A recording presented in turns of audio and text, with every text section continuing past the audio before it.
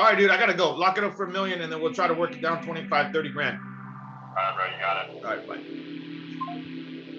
Let's go, dude. What's up, you guys? We just finished Ask Alex number 38. This was a webinar where we had a special guest on, and this guy is absolutely growing his business. Alex, what were some of your biggest takeaways from Raphael Estrada, our special guest this week? Oh, man, what an amazing webinar, right, Will? This guy dropped some serious value about how to scale your business in your second year, because so many people get into this business and then, their second year, they don't know what to do. So I think he covered a lot of how to do the systems and how to approach the second year and have a lot more confidence and have no fear. It was a great webinar. You guys got to watch it. What's up? What's up, my deal makers? I am in Maui. Hope you guys are doing fantastic. Hello to all you beautiful deal makers. A lot of you in Southern California. Everybody use the chat. Say hello to each other. Network. We are having our special guest, Raphael, talk about his story today. He is going to be talking about scaling up in the second year. Just quick and dirty on him. I met him at a real estate investor retreat recently. And this guy's doing a lot of numbers in Colorado, also a very difficult market. What's up, Mr. Will? Mr. Will Wall? Mr. Camacho, good to see you, sir. We're ready to rock and roll today. I'm fired up about our special guest. I know you were just kind of giving a brief introduction to him, but what a cool story, right? And I know you as well, kind of finishing up your second, going into your third year and everything. Should be a really cool story for people today to hear about how to kind of continue to scale and grow your business, right? Yeah, absolutely. Because I think once you get those first couple of deals under your belt, where do you go from there? Are you just trying to be an investor, do a couple of deals a year, or are you trying to build a business? And I think today's story is going to help highlight that and help people decide on what they want to do and also what to expect after their first year in the business. No matter what level of success they encounter, they could always look towards that second year of being there in front of them, ready to go for them and have some idea of how far they want to take it. I know this is my third full year on my own, although I did work for investors a couple years before that. That was really more an education. That was my mentorship. That was me learning the ropes. And now going to my third full year, I think I definitely have some stuff to talk about regarding that. I know we'll definitely dive into some of the stuff that you have to talk about. We'll hear from Raphael today as well. But guys, you know the drill here. If it's your first time, welcome. If it isn't your first time, go ahead and continue doing what you're doing. Put your name down there in the chat. Welcome, Jessica, and welcome everybody else. As you kind of come on in, please do let us know where it is that you're coming from and where we can connect with you outside of today's webinar. If you're from San Francisco, other people from San Francisco are going to want to connect with you. If you're from Los Angeles, we're doing deals with other people here in Los Angeles. So we're going to want to connect with you. So let us know, who you are and where it is that you're tuning in from. And that way, we can kind of continue to stay connected outside of our Wednesday connections. So Alex, give us a little bit of update. I know you're back in Maui. What's the last kind of week look like for you, man? And what's the next week looking like? Yeah, what's up, Will? I know we got to spend very little time together in LA while I was there, and then went up to Seattle. Last time we were on the webinar, it was right before I was flying out to Seattle for 4 days. I was there Thursday, Friday, Saturday, and Sunday for this Pacific Northwest. I guess it's a relaunch. My man, Tarl Yarber, that has flipped over 600 houses in his career, throws this monthly meetup. I mean, over 100 people typically show up. This is pre-COVID. Now that things are starting to see some light and you can do more live events, that's what this was about. It was cool because it was a panel of 4 to 5 people, 5-6 different subjects. Friday night we got to hang out. And I really felt that energy of people wanting to do face-to-face networking again. I know we started this webinar was born out of COVID, but we've been doing some meetups ourselves, such as we did at La Quinta at our pool party, kind of a pool party meetup that we did. So people are yearning to want to meet people in person. And so I really felt that energy on that Friday night where most times people are networking and they're kind of shy, and it felt like everybody was coming up. Hey, how are you? Hey, I'm here for this. A lot of action takers. So that was exciting. And I got to meet some people doing some interesting things and some investors up to a lot of different strategies. So learned some things there. I got a market update from some very intelligent people. I don't try to reinvent the wheel or try to learn everything. I try to learn from people that are much smarter than me. And I definitely felt that in the room during the panels, paying attention to some high level investors. Also, I got to reconnect with some of my Maui mastermind people. I know some of the people on this webinar are familiar with them.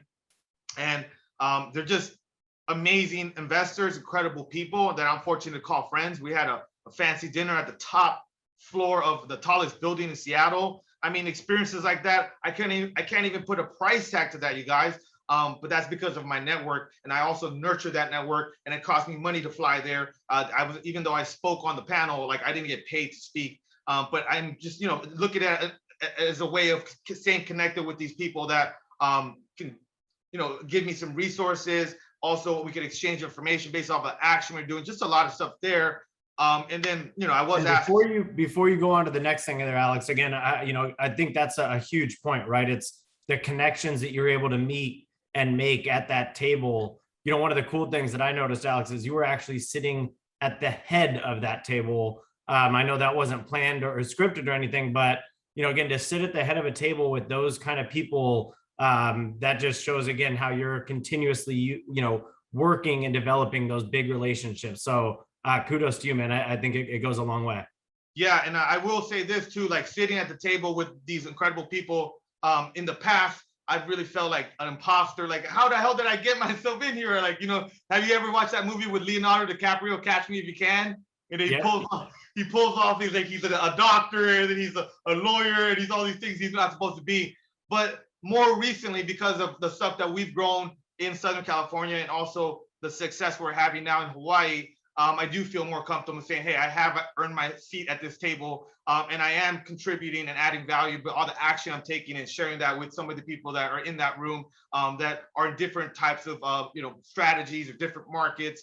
But yeah, man, it was absolutely amazing. So much fun. I'm just so grateful that I get to have those experiences because of real estate, really. And what else? Oh, and then we got an intern here on Hawaii, on Maui.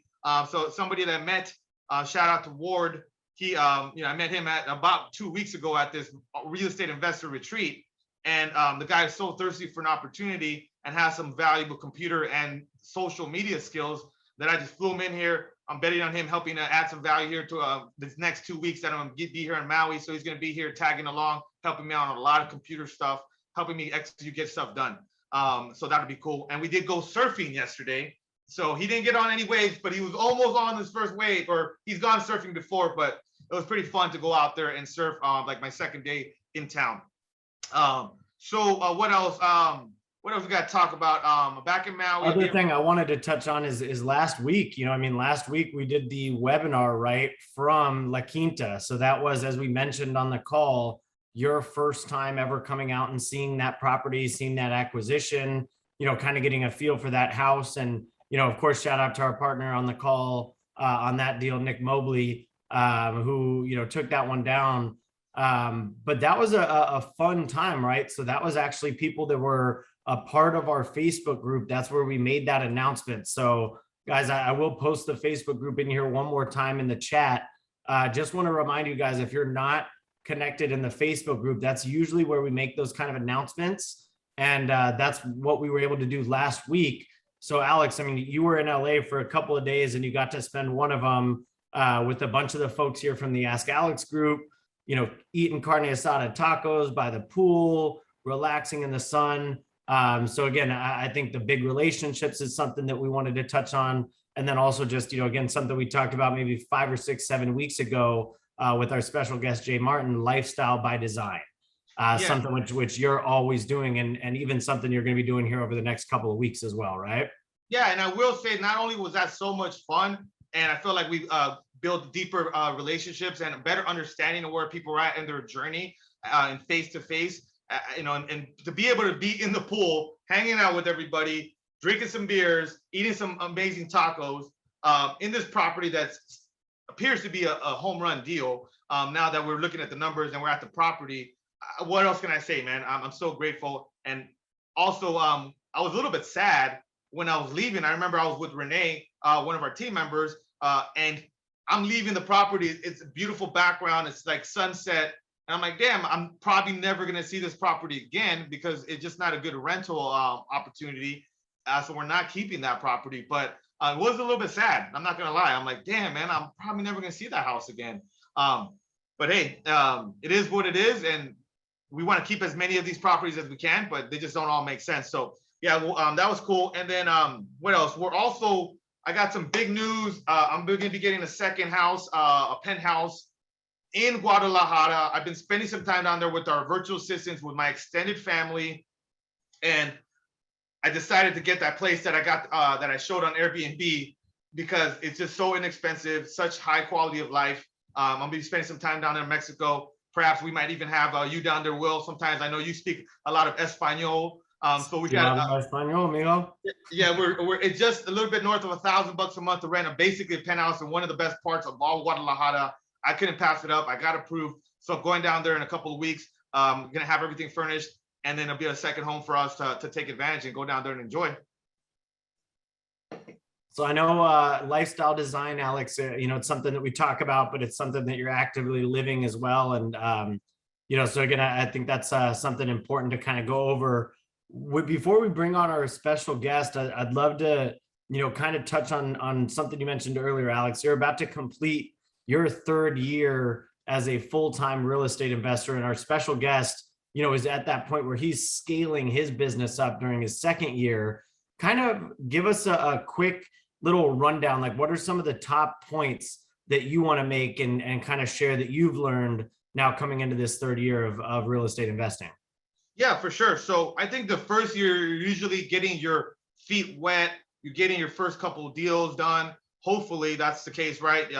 Whether that's 2 deals or 10 deals your first year, whatever market you're in, and how much time and money, energy you're putting into it. Usually it's those growing pains, like, are you going to be wholesaling and then maybe occasionally doing a flip? Are you going to be flipping, occasionally doing a wholesale, or occasionally doing some type of creative finance? So I think that first year you're figuring out where you fit into the investment space, getting your first deals under your belt. And then from there, the second year, I think is really where you start to build more systems. You start to add more team members.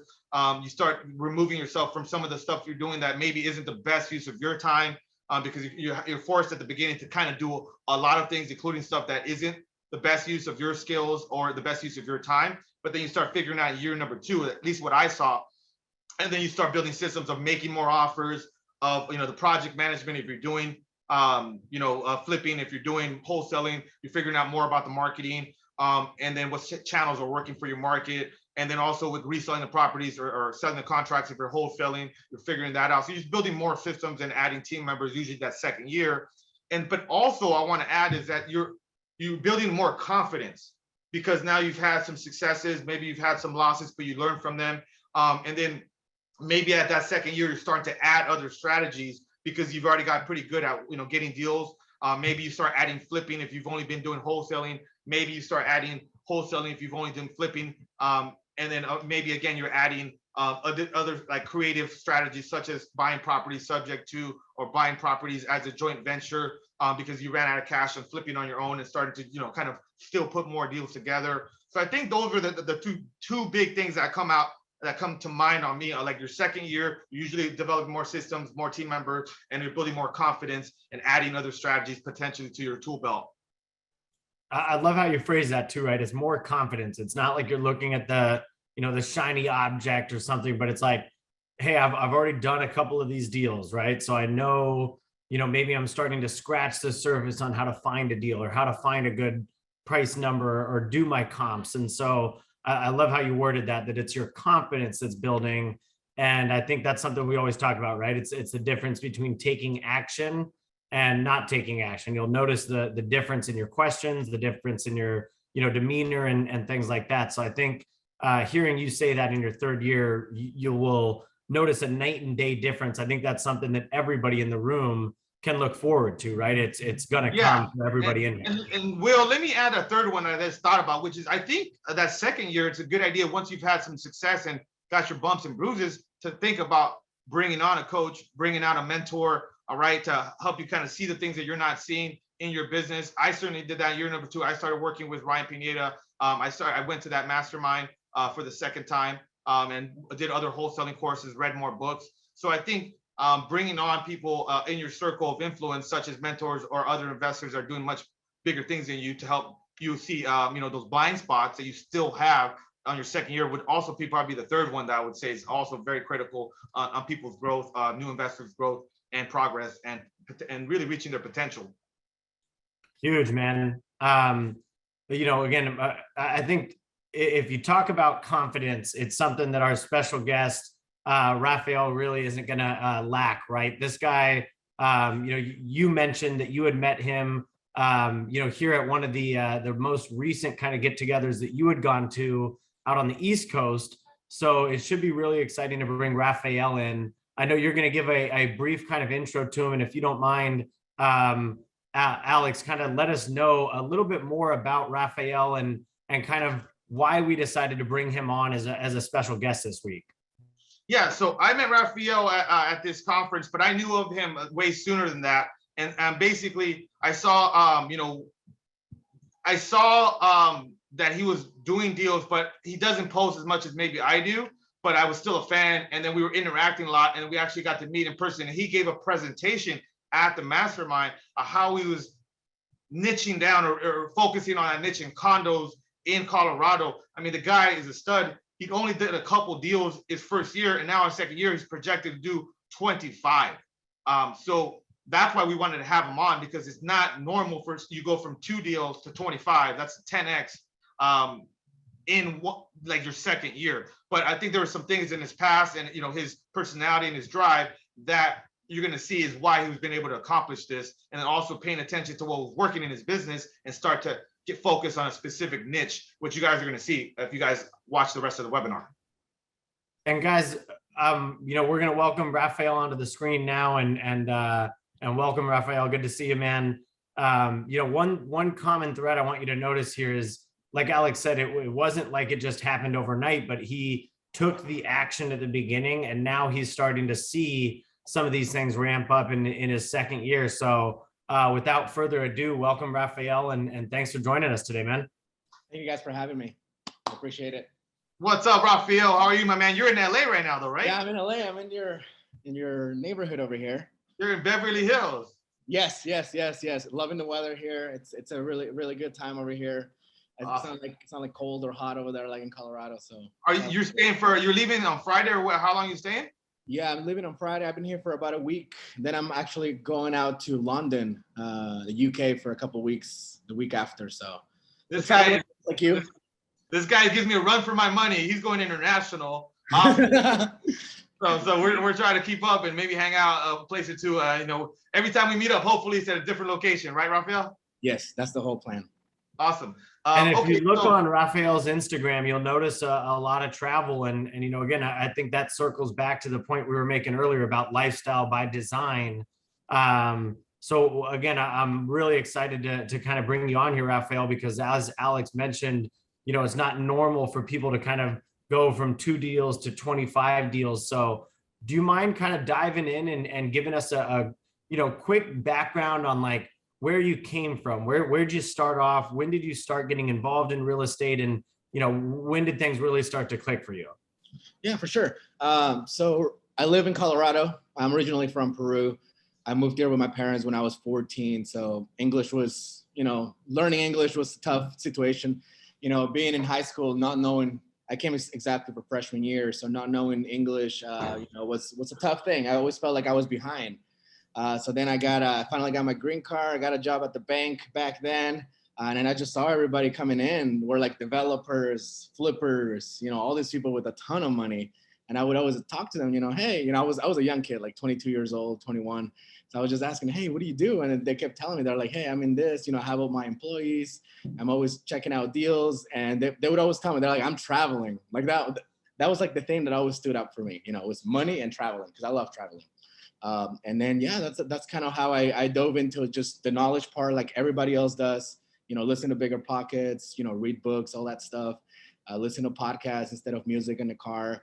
And then eventually I went to, an event over there in San Francisco of this guy giving out, talking about flipping. And I met a few hard money lenders that were the sponsors at the place. And then that's kind of, I just asked questions and then came back home, super pumped. 2 weeks after, talked to a wholesaler and got a deal under contract. That's Great, awesome. great story, man. That's incredible stuff. Yeah. Thank Now, you. one thing that kind of stood out to me, because, you know, I'm sure a lot of other people can resonate with this is, you know, kind of young, right? Like you mentioned, you know, you had started off in this bank at 21, 22 years old, right? And I know there's some people in the room, you know, that are around that age or younger or right around there. Real estate wasn't your first passion. This was something that you kind of, you saw and, you know, kind of attached yourself onto. So was it the travel that attracted you more to these people that were coming into the bank, or was it, you know, the size of the checks that these guys were depositing on their way to go travel? Yeah, it was honestly, it was the size of the checks that they were having. I mean, obviously they were older guys. You know, I remember this guy, 50 maybe, and I was like so young, and I was like, I want to be. And he had like I think he had a McLaren. He would always come in a McLaren, and I was like, man, what do I need to do to be there? You know? And he would always tell me, he's like, hey, read a lot, you know, watch videos, and then eventually you'll get there. Cool stuff. And I know you said you kind of dove in and were, you know, watching videos, Bigger Pockets, you know, some of the other kind of resources out there. You know, obviously Alex was on Bigger Pockets, episode 419 with Brandon Turner and, you know, got to kind of tell his story and how he kind of became a real estate investor. So for you, you're watching these guys. What was it that made you decide, hey, I'm going to switch over. I'm going to go ahead and get out of this bank and make the transition into real estate investing? I would say, you know, Bigger Pockets, especially the OG show, has a very cool way of showing, you know, where people are at and how they got there. So just listening every single day of how everyone kind of came from nowhere, you know, and just got the knowledge, took action, because taking action is like a big thing. Knowledge doesn't mean anything unless you take action. So I just saw all these guys just taking action and went from, you know, one deal up to, you know, being very wealthy and, you know, FI, which is financial freedom. So I mean, that is honestly just listening to it every single day. It's kind of what got me to just pull the trigger. It was just an everyday thing. And we're going to dive into some questions, you know, from some of the guests and some of from the attendees here, you know, in a bit, guys. So, you know, if you do have any questions that you have for Raphael, please, you know, do go ahead and use the Q&A feature down there at the bottom of the chat. And that way we can go ahead and get him in here. I know, again, just kind of hearing your story, you know, you listened into the Bigger Pockets. What was your first kind of investment strategy, Raphael, that was, you know, that you resonated with? I know you can, you know, listen to Bigger Pockets and, you know, really get overwhelmed with, you know, a lot of content in there in a, you know, a wealth of different strategies. So what was the one that you kind of said, hey, this is the one that I want to do? I don't remember the exact, you know, podcast name, but it was you know, people that were having, you know, the normal stuff, kind of like, you know, someone that just got out of a 9-to-5 job and just having like 5 to 10 rentals. So I would always resonate to that, just because that is kind of the end goal. That's one of the reasons why I think we are flipping. Flipping is, it's a great big check, what they call it, the big check. So definitely just seeing people, you know, getting rentals while doing flips and just parking that money into the rentals is kind of what caught my eye, you know, and just seeing like the amount, you know, 50K, 60K, 70K that you can just make on a flip. And, you know, it's money that people are making yearly, or sometimes it takes you 2 years to save that money. You know, you're making it, but you're not saving that much. So that's kind of what caught my eye, because in other words, flipping is you're investing your money, you get your original investment back, and then you, on top of that, you make extra money. So that was like what really caught my eye. And there's really nowhere else that I know that you can get that in 3 months, 4 months, you know, like that is really, really cool. So you started off with acquiring rental properties then, and I know you got like 4 rental properties, right? And then you decided, hey, now that I've figured out how to do this rental business, you know, why don't I kind of accelerate and start doing some flips? So kind of, you know, let us know, how did that kind of come about? Was it, you know, an aha moment that you might have had somewhere along the way where you just realized, hey, I could do a lot more of these than 1 or 2 rentals a year? Was it that hard money lender that allowed you to get access to more capital to do more deals? Or what was it that kind of helped you scale your business, quickly along that way? Yeah. So I mean, actually, it's funny because to get my first rental, I'd never listened to Bigger Pockets or anything. I just kind of went, I did my math and it was like $100 cash flow for my first one. So it was a horrible deal. Like, it wasn't even great. I still have it actually. I'll have like 60K equity on it, but just going through the whole experience, I've at that time I've never bought a house. So my first house was my rental, which is, kind of not usual, but so I just went and, did the whole mortgage. So just going through that whole process is kind of what got me more understanding of what a mortgage is, signing. I never signed for papers. I was all scared. I was like, shoot, I'm signing my life away, and after that, it was just, it's funny because I hired a property manager for my first rental just because I didn't want to take care of nothing. Like I didn't want to learn, the whole getting the agreement. I had a 9 to 5, so I couldn't meet people to, rent the place. So I just hired a property manager and boom, delegated everything from day one. So that's kind of how I've always been. And then I got into the flipping side, not knowing any labor, because I met the hard money lender over there. Was this young guy, and he was telling me how he was doing deals in Florida from LA. So I was like, wow, that's freaking crazy. And then I just called them and told them, hey, can I get pre-approved? And what's funny about hard money lending is that most people are very, very scared. It's actually the easiest thing to do. Like I think it's easier than getting a car loan, to be honest. All you got to do is just ask questions and they'll guide you through what you got to do. If the deal is meaty, like if the deal is nice, like it's a good deal, like it's quick and easy. And I remember this one, actually, he didn't even pull credit. He's like, hey, take a screenshot of your, I don't know if it's Credit Karma or credit report and send it over to me. I was like, shoot, I'm not even getting my credit pull. Like this is so easy. It was so easy. And a lot of people are always, because I get a lot of DMs and are like, hey, how'd you get approved for hard money lending and all that stuff? And you just ask. I mean, if you don't ask, you don't know. That's literally what it is. It's so easy. And then that's kind of how I got into a wholesaler, one of those big wholesalers all over the United States. And then just kind of got the deal and I did my math, put the 10K down, earnest money that they require, and then locked it up. This was all right before COVID. So it was actually a month before everything got locked down. So it was a scary moment when I was going through that. And actually when I got the property, COVID happened, and then all my hard money lenders that I already had lined up, they were already backing out. They're like, no, we can't lend on you anymore. And I was like, oh my gosh, I have a 10K non-refundable earnest money and nobody's lending me money. So then I ended up just kept asking, I was persistent. I was like, well, do I lose my 10K money or do I move forward, where just hope for the best? Because I think all the hard money lenders just didn't want to lend because they were scared or it was the unknown. You guys remember that, was it March last year? Everybody was trying to back out. The LTV was higher or was lower. They were like, we're only lending 60, 50, and all that. So that's kind of, and then I found someone and they were able to do the 80% LTV. And then I pulled through with it and got that locked up and found someone. I actually got a few bids on my first property, got about 10 bids just because I wasn't too sure. I have no background, in labor. And then somebody told me it was going to be 30K and I ended up hiring him because he was the cheapest one. And then do you want me to go over like the first deal? Yeah, no, I mean, I was going to say, I'd love that. Alex, do you have any other specific questions? I'd love to kind of hear about that first deal, especially if you got 10 bids on it. That sounds pretty awesome.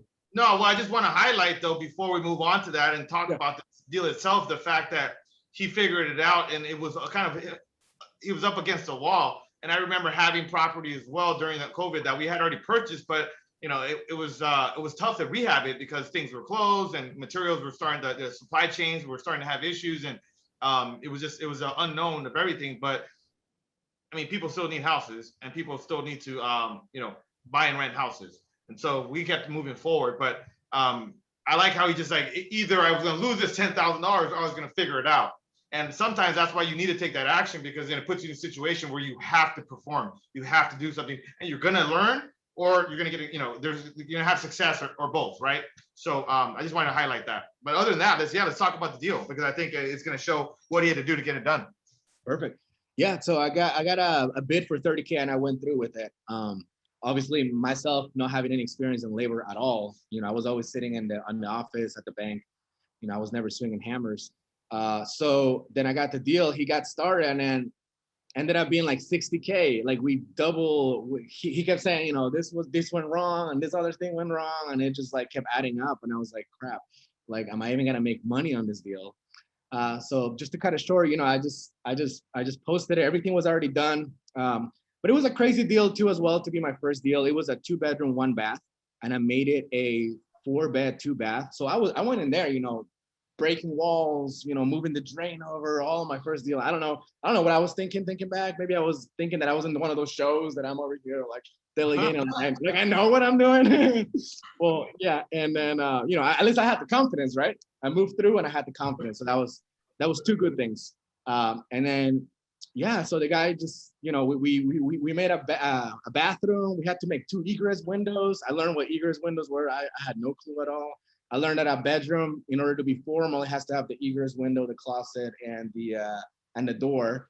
So those 3 things, and I was like, whoa, I never would have known that. So yeah, and we ended up. It took about 3 months. It took longer than usual, and we listed it with my realtor. And at the end of the day, I didn't break even. Actually, I made 10K, but 10K on a $500,000 house, is not too great if you think about it. But like they say, your first deal doesn't make you rich. I got all the knowledge. If it wasn't for that deal, I would not be here right now. Let's just put it that way.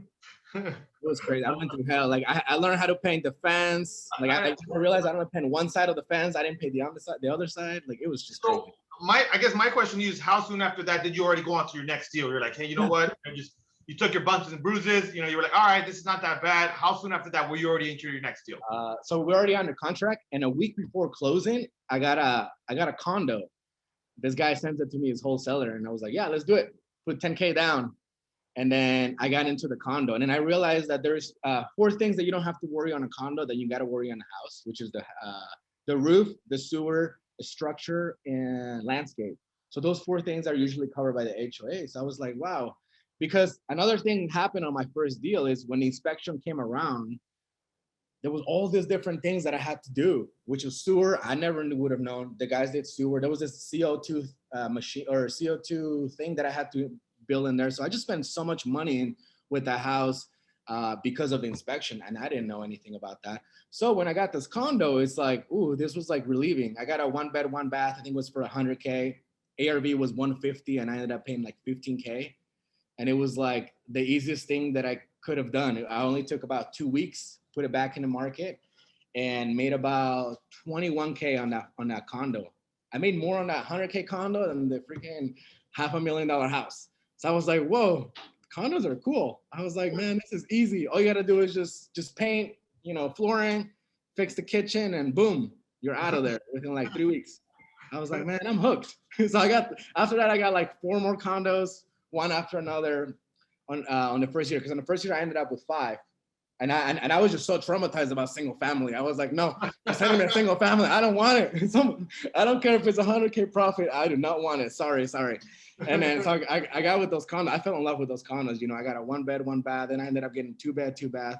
But I always had this rule for the condos, at least here in Colorado, because I know condos don't work in all places.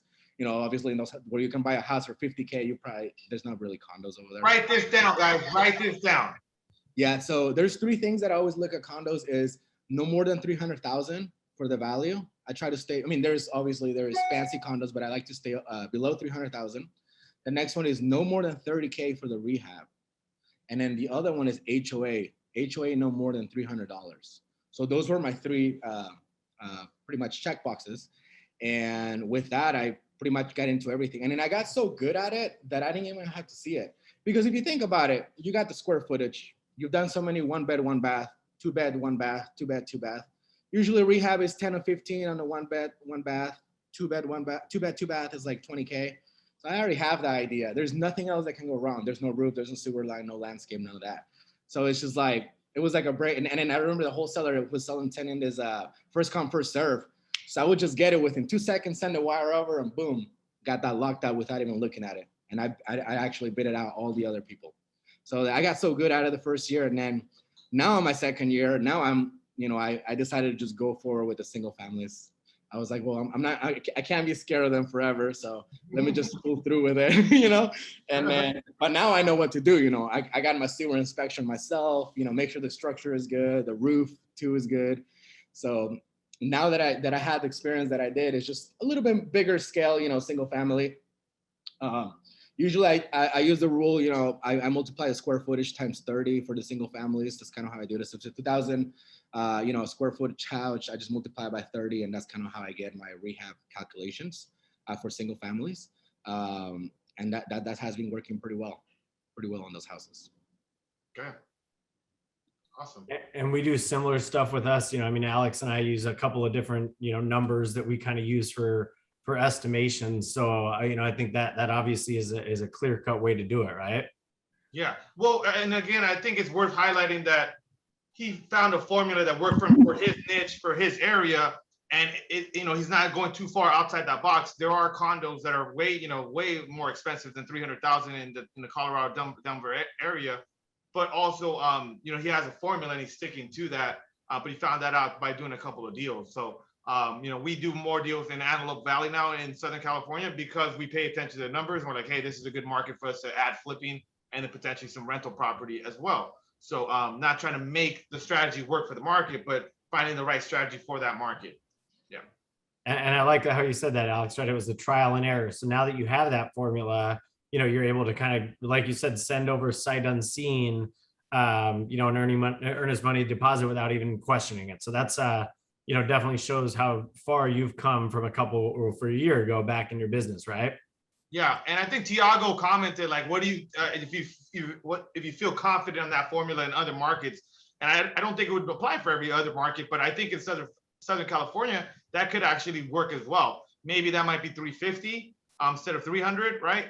Maybe the HOA can be a little bit more, 350. But definitely, I think formulas like that could work. And I've actually had a lot of success with the few condos that we have flipped. I think it's been about four or five of all the deals I've done, which isn't that much, but all of them were amazing deals. And I completely agree with Raphael, where it's like, you don't have to worry about all the structure, all the extra stuff that could be very high ticket items.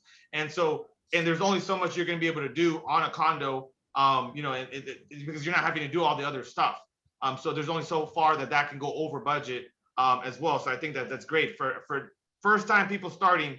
I think condos is a good way to try to get started, but there are some limitations with condos. Like, for example, if there's some like sales inside the complex, those are direct comparables. Have you ever had any issues with that, Raphael, where, you know, it doesn't appraise or something because there's some lower comps inside the building and you have to use that as an appraisal when you're reselling it? I've never had a problem so far, just because usually we have a really good comps in the same building that we go off. So I have not had that problem, especially this whole year where everything has been going up like crazy. Yeah. But it could happen, yeah. Yeah, and I will also say with HOAs, sometimes they're poorly managed and they're underfunded, and that could be an issue with financing for the new buyer. So I will say that, like, you know, those couple caveats. And then also you need to make sure there's no structural litigation for the HOA. So say if like the building is somewhat newer and there's a litigation between the HOA and the builder, that could prevent the end buyer from actually getting financing as well, which would make it tougher. You would have to take a cash sale. So I've seen that, but it's something you could figure out usually in escrow. It's not something that would prevent you from getting a deal, but it's something that you should be aware of. Little nuances that I've learned as well doing condo flips here, at least in Southern California. And I know the big one that you pointed out to, Raphael, is like you said, no roof, no structural, no sewer. You know, those are some big things to not have to deal with, right? So huge points there. I appreciate you kind of diving in. Alex, anything else that you kind of, you know, caught your eye about, you know, kind of that first year going up to 5 deals in a year, and then kind of taking it into next year? I'd love to kind of hear what brought you back around to the single family homes, if you don't mind diving into that a little bit. Yeah. Well, I would like to know, Raphael, since it's like your second full complete year and you're doing a lot more deals, I would like to know specifically what's like the biggest difference from year 1 to year 2. And then, because most people are not doing a couple deals in the first year and then just going all of a sudden to like 20 deals plus the next year. So what was really the biggest difference in that? I think the biggest difference is fear, like just getting over that. You know, at the beginning, you're kind of scared, or I was scared. I think everyone is, You know, you always think of what could go wrong. What if my house doesn't sell? You know, you have all these questions that always play on your head. But just knowing that the house, you know, if you have enough spread, you can always drop the price a little bit and you'll get it sold. So it was just being scared of, you know, if this doesn't sell, I can turn it into a rental. So that was always my exit strategy, which is always good to have exit strategies at the beginning because not everything goes right. So my exit strategy was always like, well, I'll turn it into a rental. Boom, deal. You know, I'll just have to deal with it, and maybe in a couple of years it'll increase in value and then sell it. But now that I know that it does work and things do sell, then it's just I'm not scared anymore of having so many at the same time and just like boom, boom, boom, it sells. So that is the number one thing. Then it's just having systems in place, having more crews, you know, more different crews that can be at different spots at all times. Also talking to them so I can have like a project manager for each of them, or the guy that is part of the crew, look over everything and pick up things when we have to. That way I don't have to be at different times at different places at different times. So just kind of delegating more of what I would do, picking up, because I don't want to drive an hour away just to pick up, you know, one cabinet because we're missing one doorknob. Like they have to be self-sufficient as well, you know, because they're at the beginning. Yes, I did travel, you know, they'll be like, hey, I'm missing this little P-strap on the plumbing, and I would have to go like a whole hour, and it'll take me like 3 hours to get away from my day because the guy, we only agreed on labor and he didn't want to do anything else. I was like, okay, well, I have to put a little bit of mine. But now everybody knows, you know, that we have to be a team, you know, and I'm keeping them busy. So that is the other thing too, is we keeping them busy. If we go through things fast, then they'll just get on the other one. But that is another thing, just having those systems and making them self-sufficient.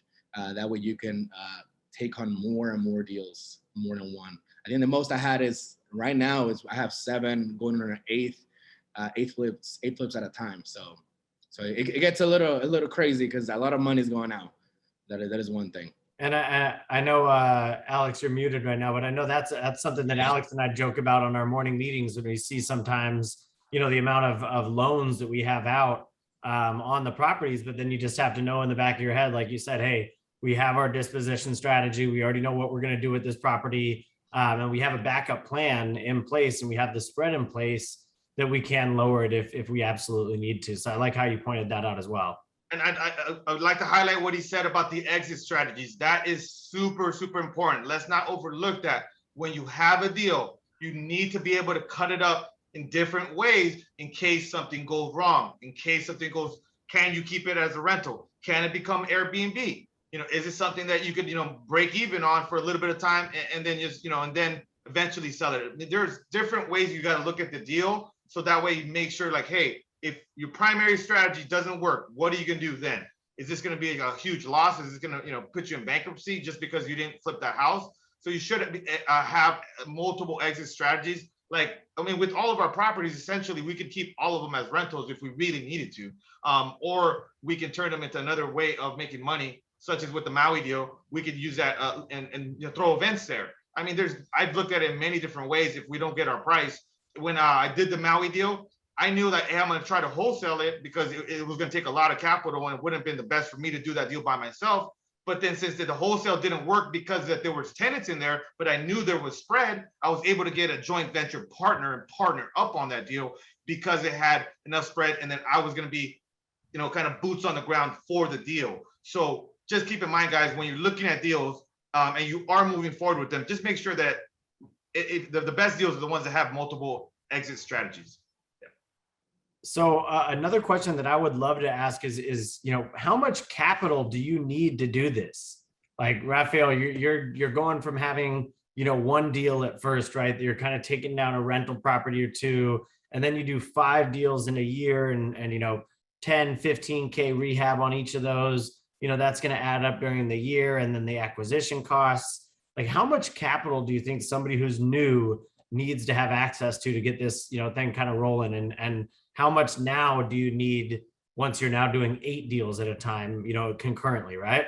Yeah, great question.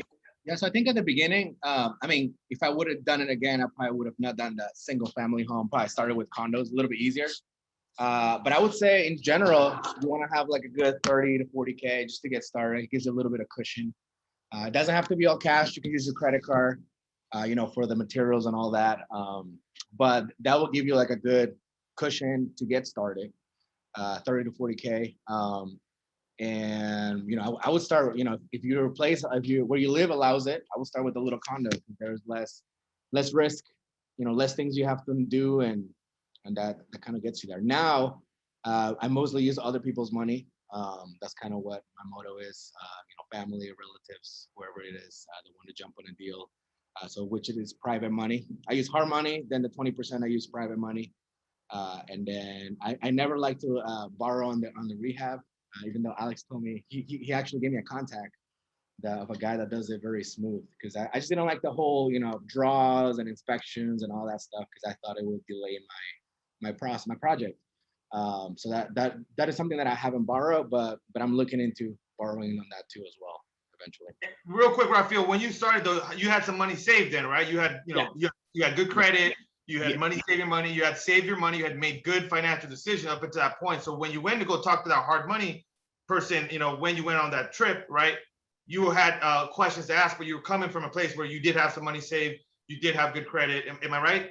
Yes, that is totally correct. Yes. Exactly. So and most hard money want that skin in the game, right, Alex? A little bit of money in there. Yeah, exactly. And now you hear often, hey, you can do deals or you can do real estate investing with none of your own money and none of your own credit. Technically, that is true, but to get started, it's better off that you do have both of those things, at least, decent, good credit and a little bit of money saved. It's not 100% required, but then it's going to take a lot more hustle. But again, if you have a track record of 2-3 years of saving some money, making good decisions, and not having a lot of debt, then when you go analyze deals and then you go take down a deal, you're in better position to get that financing and get the funding, or get some money from a family member or friend that sees like, hey, you're in good financial position. You're just not trying to rub two nickels together. You're broke, you're in debt, you have bad credit, and then you want to go flip houses. Like, okay, well, you're not starting off on the right foot, I guess what I'm trying to say. Yeah. No, I love that. And on the first couple of deals, like you said, Alex, it might be beneficial to have some of your money in the game. That way the lenders are more, willing to say, hey, you're actually a part of this as well. So now I love what you kind of said there is, and this is similar to our business model. So do you mind just kind of breaking that down for people, Raphael, the first position that you use with the hard money and the second position with the private money, and how that kind of works on your deals? Yeah, so I've actually been asked that question because sometimes people want to use or borrow money from other people and they don't know how to do it or how to pay them, how to propose it to someone else.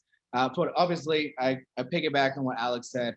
You definitely want to get a track record, because obviously, if you won't even put your own money in the house, why would you put someone else's? But I would say, so sorry, what was the question again? I just got sidetracked.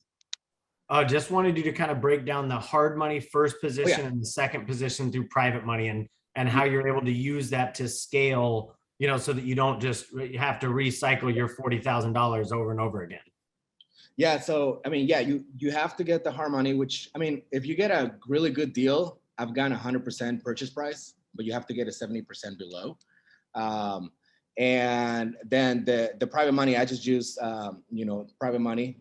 There's a couple of ways that you can go about it. If it's someone that is going to help me and be part of the deal, I go 50-50 on it, but that means physically help me. Like you be in the deal, you're picking up stuff, you're doing as much as I do, then we can definitely go 50-50 on the profits. That only happens with 1 or 2 people. Now, the other way, usually when I propose it to other people, I usually pay, depending on who it is, usually 8 to 12%. I do that. I usually don't like to do any points. Generally, if it's someone that doesn't know too much about real estate, you're getting 1%, or you're not getting anything in your savings account. So 10% is pretty appealing. So, and that's kind of how I do both of them. And then I also lend on the borrowing side from private money. So I do the 20% and the private money I get it from for the rehab too as well. And at the end, I just pay them, depending on who it is, whether it's 50-50 or 10% for the loan, for them lending me the money. Okay. Huge. And again, that's how you can scale a little bit more, because now you're able to tap into those other money sources. And, again, if you only had 40,000, let's say you make 15,000 on that, or you made 10,000 on your first deal. Well, that's still only 50,000 to put in on your second deal. So that's not going to get you that second property any quicker. But, you know, once you get that skin in the game, once you have that track record, you know, when you go to a family member and say, hey, this is a deal that normally I would jump into if I had the extra 50 lying around. Unfortunately, my 50 is already into these 4 other deals. So now this is your chance to come in and make some money with me on this deal. Do you want in? It's a little bit easier for them to come by and, hey, you know what, Raphael, I saw your 4 other condos that you're working on. Those all look pretty, you know, pretty clean inside. Those look like those are going to be, you know, pretty good deals. Yeah, I think I can lend you that money. So it's not like it just happens, you know, overnight, but it really is getting that track record, you know, on file so that people know what they're getting into, right? Of course, I agree with that. So tell me this then, what's the best piece of advice that you could give to a, you know, a new investor who is looking to become more consistent? Because that's something that I really took from what you're talking about, Raphael, is, you know, how you've been able to consistently, you know, kind of continue to grow and scale this business. So what's that one piece of advice that you would want to share with a newbie investor? Yeah, so aside from the knowledge, which is what everyone is trying to get, knowledge is what I did at the beginning, which helped me out a lot, is I just signed up to all wholesalers all over the United States. And literally out my emails, I get emails from everywhere. And the reason why I did that is because I wanted to analyze the deals and just get the hang of it without actually purchasing the property. So that was the number one thing that I like to do. I signed up for Miami, LA. I don't even live in these places, but I just wanted to get all the deals. I signed up to all this buyers list, and I was just, you know, slowly, I had some time and I was just analyzing the deal. It's a good deal. You know, my calculations, okay, this looks like a good deal. And then I just got practice that way.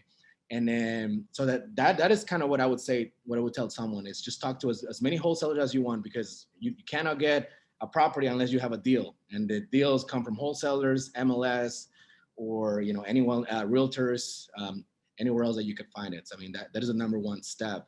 And then aside from that, talk to Harmony lenders. Like Harmony lenders are literally, I think even the people that are doing like 100 deals, they're still using Harmony lenders. Like, you know, Harmony lenders are definitely there to lend you money. They make money, you make money, everybody makes money. So that is the other one, deals and Harmony lending. And then the rest is just realtors, talk to realtors, you know, find a realtor that will list your property. Contractors, you can never have enough contractors. Like, you know, I'm on my second year and I'm already on my 12th or 13th contractor. You know, they come and go. It's just hard to find the right one, the reliable one, you know, but I mean, those are all key points right there that will definitely help you succeed on this business. Awesome. Love that. Awesome. I know we always kind of talk about like the little gems or the little nuggets that people drop. I think those were some killer tips there that you shared. That's incredible stuff, right? Yeah. All right.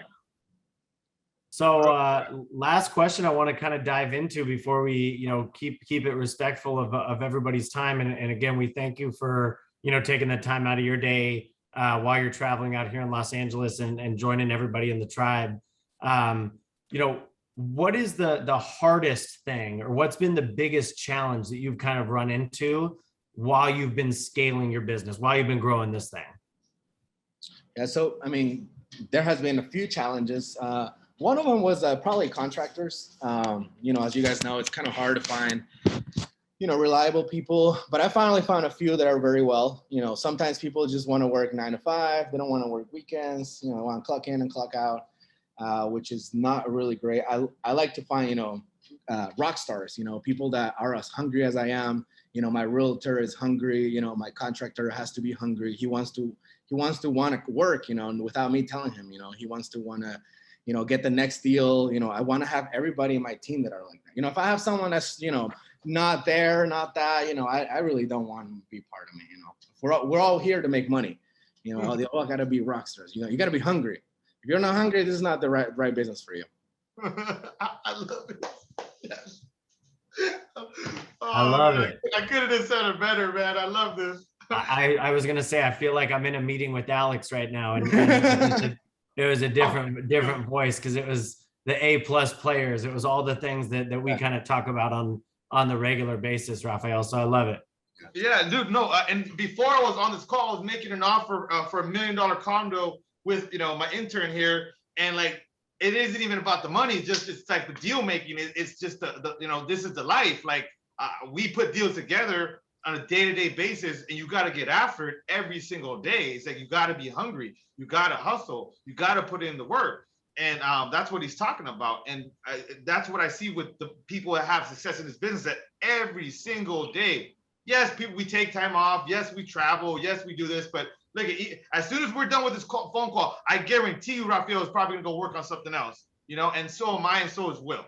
So I mean, that's a common theme here, isn't it? Which is, you got to be hungry. You got to get after it every single day to get results in this business. Otherwise, this is not the right business for you. So, huge points there, man. Raphael, I love it. I do have any other, kind of quick tidbits that you want to share with anybody, here in the room. I know just looking across the attendees list, I see a lot of investors that are, literally in your same position, maybe about a year ago, where they're just now at this point of getting ready to scale their business. So any last minute, quick tips that you would want to share with anybody here in the room?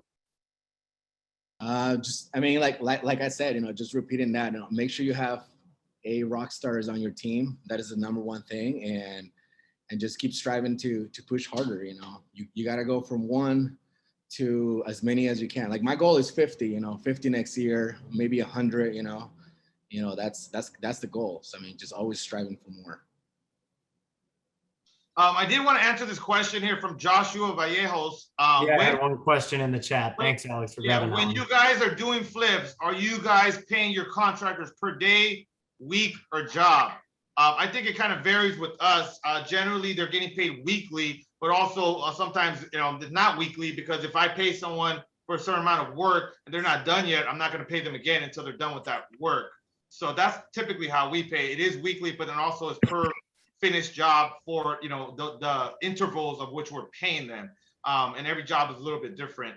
How do you pay your contractors, Raphael, generally speaking? It depends. So obviously, if it's someone that I've been working with weekly, that is the norm, usually what everyone does. If it's someone new, usually I pay them while they're a quarter done, so maybe 2 weeks in or a week in, usually 2 weeks in, when they already have proceeded, have done a lot in the flip. So I would just say 2 weeks, 2 to 3 weeks.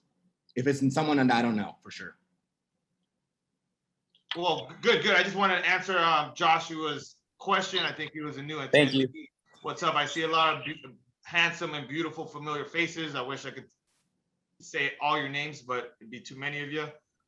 Does anybody have any more questions for Raphael or for me or for Will, or any challenges that you're currently dealing with that you'd like help from the group? Speak now or forever hold your peace. I'll put it out there. Anybody in LA have a good licensed electrician? If you got one, I'd love to hear about them. Oh, okay. I think that's something definitely I can help out with. I might know 1 or 2 people that can at least, if they can't help, can point you in the direction of somebody that can. So I'm sure Alex does as well. Yeah, and also ask the question in the group, Rory. In the Alex, I know there's somebody in there for sure. Will do for sure, man. If you want, Rory, tag Endy, ENDY, in a group on the Facebook group. Just write a message saying, "Hey, I'm looking for an electrician in LA."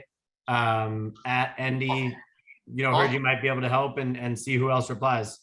Yeah, I also just my broker. I know my broker has one. He's also an investor, so ask him too, because he for sure has one. Yeah, we used somebody at our Paramount flip that did a pretty great job there to completely change the panels there. So I know he has somebody good. Yeah, that's exactly what I got to do. Thanks. I'll hit up Mo. You got it, my man. All right. Anybody else have any questions, any concerns, any things they need help from the group? Otherwise, we're going to be signing off pretty soon. Hey, Raphael. Yes. I just want to say, I follow you on Instagram. I just want to say thanks for replying whenever I send you some messages and questions, man. All right, for sure. I try to help everyone. Thanks. Legendary stuff, man. I appreciate you kind of jumping on. One last question kind of coming in here at the last minute in the chat from Jessica. For those investing in SoCal, are your certain filters you're using when you're pulling lists of properties. And, again, I think for just about any time we pull lists on our end, it just depends on who it is you're targeting and knowing, the messaging that you're making for that person. Like if you're targeting a landlord, knowing why a landlord would want to sell their house. If you're targeting, somebody in a high equity list, knowing why that person would want to sell their house. That's the most important thing for us and on our end here when we're kind of pulling our lists. Yeah. One more question looks like coming in from Rashawn. How much does it cost to get a separate electric meter and water meter set up for an ADU? ADUs, it just depends. A water meter can cost anywhere from $10,000 to $45,000 if there's already water coming to the building or not. If you have to get plumbing done from the street, just depends on where the source is and how far away it is from the ADU and what you have to go through to get there. So really kind of depends spot by spot. If you ever have any questions on ADUs, I would check out Eric Paul Escobar on Instagram. The dude's a ADU monster out here in LA. Any last minute words for us here, Alex, before we run along? I know, we have September coming amongst us, and we'll probably have a couple more special guests for you guys next week. Alex did make a post on the Instagram channel, or not on the Instagram, on the Facebook channel, and it's kind of starred up there as an announcement at the front. So if you guys have anything that you guys are struggling with that you guys want us to focus on, kind of make a specific webinar about, let us know in there, because that's where, we're able to kind of take that feedback and provide you guys with the help that you guys need. So please do reply on the Facebook group. I'm going to post the link one more time here. Raphael, I'm going to post your Instagram account as well, if you don't mind, so people can connect with you. And that way, if anybody has any questions, they know where to find you. Yeah, I think the main thing I want to say is thank you guys again for your time. I know it's valuable, but make sure if you're attending this webinar, you're also taking action from the things that you're learning. That's what you can do to pay us back, because we don't get paid from this. We just want to help the community become better and bigger. And you can do that by taking action, networking around other like-minded people, and then just pushing yourself every single day to get as much as you can out of this. I still got a million and one things to do today. And hopefully you guys are being as productive as possible, because this information is useless if you're not using it to improve your life in some way or another. Thank you, Raphael, for your time. You're my investor brother, but it was great to finally meet you in person. And I love your story, your energy, your confidence, and everything you shared today. Other than that, I got nothing else. Let's keep rocking and rolling. Yep. Good stuff, guys. We'll catch you on the flip side. Thanks again, Raphael, for joining us. Thank you, guys. Appreciate your time, man, and thanks for joining and dropping all the nuggets. Let's go. Thank you, guys. See ya.